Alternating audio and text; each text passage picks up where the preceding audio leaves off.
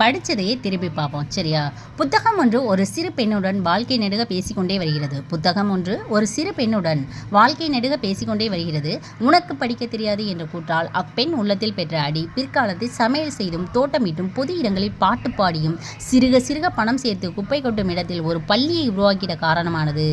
இந்த உலகெங்கும் மூளை முடுக்குகளில் உள்ள ஒடுக்கப்பட்ட கல்வி மறுக்கப்பட்ட சமூகங்களின் ஒரு குரலாக இருந்தவர் யார் அப்படின்னு கேட்டால் கொஸ்டின் இவ்வளோ பெரிய கொஸ்டின் வராது. ஆனால் இந்த கொஸ்டினுக்கெல்லாம் சொந்தக்காரவங்க யார் அப்படின்னா மேரி மெக்லியோட் பெத்யூன். அதாவது புத்தகம் ஒன்று ஒரு சிறு பெண்ணுடன் வாழ்க்கை நெடுக பேசிக்கொண்டே வருகிறது. எதில் அப்படின்னு கேட்டால் புதிய நம்பிக்கை அப்படிங்கிற ஒரு திரைப்படத்தில் தான். அது யாரை பற்றிய கதை அப்படின்னா மேரி மெக்லியோட் தான். இதை எழுதினது யார் அப்படின்னா கமலாயன். இவரோட இயற்பெயர் வே குணசேகரன். இவர் வயது ஒரு கல்வி திட்டத்தில் ஒரு ஒருங்கிணைப்பாளராக இருந்திருக்காரு. அடுத்து கொற்கை கோமான் கொற்கையம் பெருந்துறை.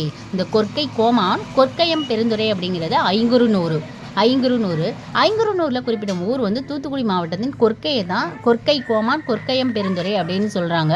அடுத்து நம்ம இந்த புதிய நம்பிக்கை கமலாயன் அப்படிங்கிறது. அதுக்கடுத்து நம்ம பார்க்க போகிறது திருவிளையாடல் புராணம் பரஞ்சோதி முனிவர்.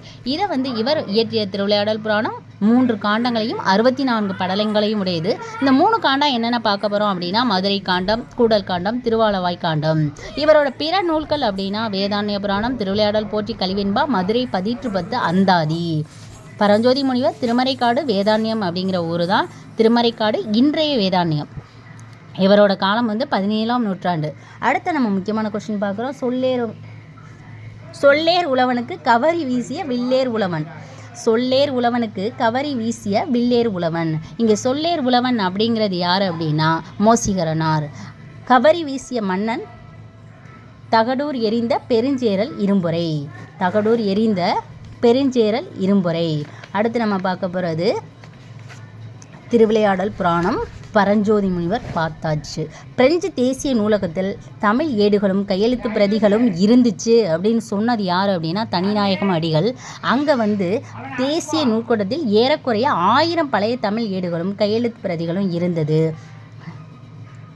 இன்றைக்கும் அச்சிடப்படாத சில நூல்கள் இருந்துச்சு. அதோட தலைப்பை நான் பார்த்துருக்கேன் அப்படின்னு தனிநாயகம் அடிகள் சொல்கிறாரு. அது என்னென்ன நூல்கள் அப்படின்னா மாணிக்க வாசகர் பிள்ளைத்தமிழ், சரளி புத்தகம், புதுச்சேரி அம்மன் பிள்ளைத்தமிழ். பிரெஞ்சு தேசிய நூலகத்தில் மாணிக்க வாசகர் பிள்ளைத்தமிழ், சரளி புத்தகம், புதுச்சேரி அம்மன் பிள்ளைத்தமிழ் முதலிய நூல்கள் அங்கு இருந்தது அப்படின்னு சொன்னது யார் அப்படின்னா தனிநாயகம் அடிகள். அடுத்து மொழிபெயர்ப்பு பாடத்தில் ராகுல் சங்கத்தியாயன் 1942ஆம் ஆண்டு ஹஜிராபாக் மத்திய சிறையில் இருந்தபோது வால்காவிலிருந்து கங்கை வரை என்ற நூலை இந்தி மொழியில் எழுதினார். 1949ஆம் ஆண்டு இந்நூலை கனமுத்தையா என்பவர் தமிழில் மொழிபெயர்த்து வெளியிட்டார்.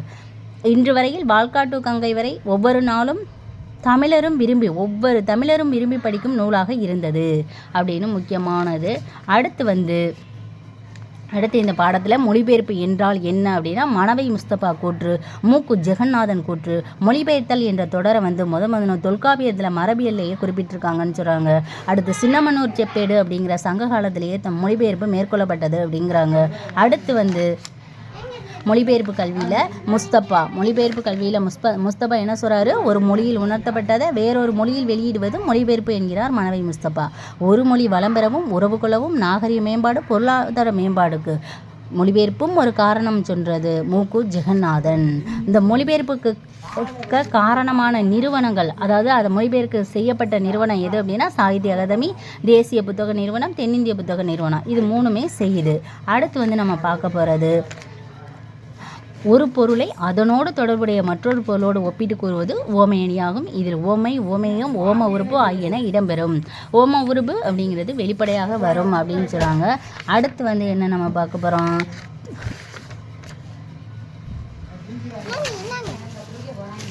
தொகாநிலை தொடர்கள். அப்படிங்கும்போது தொகாநிலை தொடர் 6 வகைப்படும். அவை வேற்றுமை தொகை, வினைத்தொகை, பண்புத்தொகை, ஓமைத்தொகை, உம்மைத்தொகை, அன்மொழித்தொகை என்பனமாகும். தொகாநிலை தொடர் 6 வகை: வேற்றுமை, வினை, பண்பு, உவமை, உம்மை, அன்மொழி. வேற்றுமை தொகை மதுரை சென்றார்.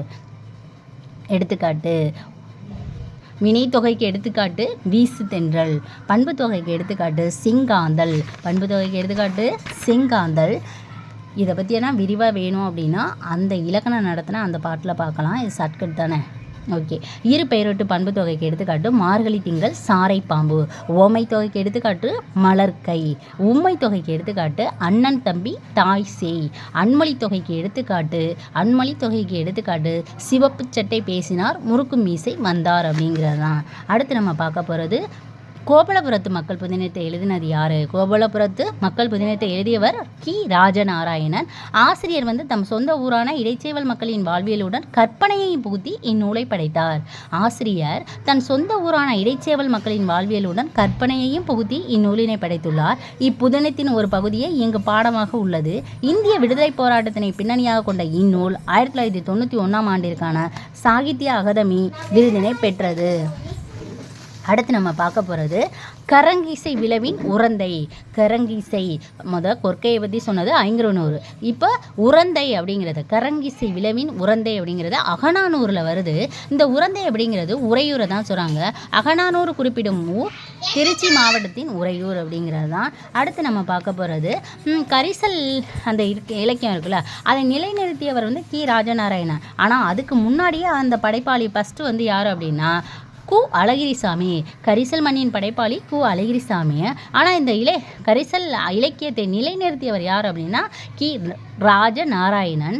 இன்றும் பா. ஜெயப்பிரகாசம், பூமணி, வீர வேலுச்சாமி, தர்மன், வேல ராமமூர்த்தி இவங்கெல்லாம் இன்னமும் இவங்க மூலம் இன்றும் பலரின் மூலமாக இந்த இலக்கியம் தொடர்கிறது. கரிசல் வட்டார இலக்கியம் தொடர்கிறது. கரிசல் வட்டார இலக்கியம் அப்படிங்கிறது கோவில்பட்டி சுற்றி உள்ள வட்டார பகுதிகளில் தோன்றிய இலக்கிய வடிவம்தான் கரிசல் இலக்கியம்.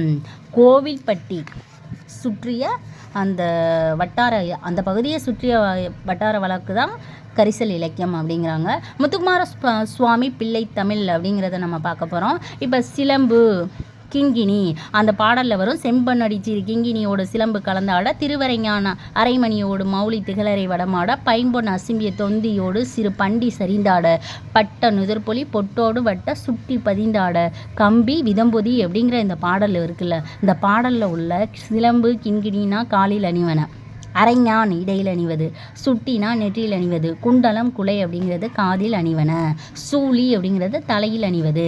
இந்த முத்துக்குமார சுவாமி பிள்ளை தமிழை எழுதினது குமரகுருபர், இயற்றியது முத்துக்குமார சுவாமி பிள்ளை தமிழ். செங்கீரை பருவத்தின் 8ஆம் பாடல். இந்த செங்கீரை பருவம் அப்படிங்கிறது 5 to 6 மாதம். இது 96 வகை சிற்றிலக்கியங்களில் ஒன்று பிள்ளைத்தமிழ். இதில் இறைவனையோ தலைவரையோ அரசனையோ பாட்டுடை தலைவராக கொண்டு அவரை குழந்தையாக கருதி பாடுவது. 10 பருவங்கள் அமைத்து பருவத்திற்கு 10 பாடல். குமரகுருபரோட காலம் 17ஆம் நூற்றாண்டு. இவர் எழுதிய பிற நூல்கள் அப்படின்னா கந்தர் கலிவெண்பா, மீனாட்சியம்மை பிள்ளைத்தமிழ், மதுரை கலம்பகம், சகலகலாவலி மாலை, நீதி நெறி விளக்கம், திருவாரூர் மும்மணிக்கோவை. ரொம்ப டிஸ்டர்பன்ஸாக இருக்குப்பா. அடுத்து நாம் பார்ப்போம். காசி நகரம். காசி காண்டம் அதிவீரராமபாண்டியன். காசி காண்டம் அதிவீரராமபாண்டியன். காசி நகரத்தின் பெருமைகளை கூறுகிற நூல் காசி காண்டம். இந்நூல் துறவு, இல்லறம், பெண்களுக்குரிய பண்பு, வாழ்வியல் நெறி, மறுவாழ்வில் அடையும் நன்மைகள் ஆகியவற்றை பாடுவதாக அமைந்துள்ளது. இந்த காசி காண்டம் எதை சொல்லுது அப்படின்னா காசி நகரத்தோட பெருமைகளை சொல்லுது. பெருமைகளை கூறுகிற நூல் காசி காண்டம். அடுத்து கொற்கையின் அரசர் அதிவீர ராமபாண்டியர் தமிழ் புலவராக இருந்தவர். இவர் இயற்றிய நூலை காசி காண்டம். இவரின் மற்றொரு நூலான வெற்றி வேட்கை என்று அழைக்கப்படும் நருந்தொகை இந்த சிறந்த அறக்கருத்துக்களை எடுத்துரைக்கிறது. சீவளமாறன் என்ற பட்டப்பெயரும் இவருக்கு உண்டு. நைடதம், லிங்கபுராணம், வாயு சம்கிதை, திருக்கருவை 18 அந்தாதி, கூர்ம புராணம் ஆகியவையும் இவர் இயற்றிய நூல்கள். இவரோட பிற நூல்கள் என்ன? நைடதம், லிங்கபுராணம், வாயு சம்கிதை, திருக்கருவை 18 அந்தாதி, கூர்ம புராணம் ஆகியனவும். ஒப்படன் முகமலர்ந்தே உபசரித்து உண்மை பேசி உப்பிலா கூழிட்டாலும் உண்பதே அமிர்தமாகும். முப்பழமோடு பால் அன்னம் முகம் கடுத்து இடுவாராயின் கப்பிய பசியினோடு கடும் பசி ஆகும் தானே அப்படின்னு இந்த சிறந்த பாடலை எழுதினது விவேக சிந்தாமணி அப்படிங்கிற ஒரு நூலில். காசி காண்டத்தில் உள்ள விருந்தோம்பல் பண்பு 9 ஆகும். 9 ஒழுக்கங்களை இந்த விருந்தோம்பலை சொல்கிறாங்க. அடுத்து பொருந்து செல்வமும் கல்வியும் பூத்தலால் வருந்தி வந்தவருக்கு ஈதலும் வைகளும் விருந்து அன்றி விளைவன யாவையே. பொருந்து செல்வமும் இதை சொன்னது கம்பராமாயணம் கம்பர். அடுத்து விருந்தினரும் வறியவரும் நெருங்கி உண்ண மென்மேலும் முகமலரும் மேலோர் போல அப்படின்னா கலிங்கத்து பரணி. வாழை இலை விருந்து நடந்துச்சுன்னு சொன்னது அமெரிக்க மின்னசோட்டா தமிழ் பல்கலைக்கழகம்.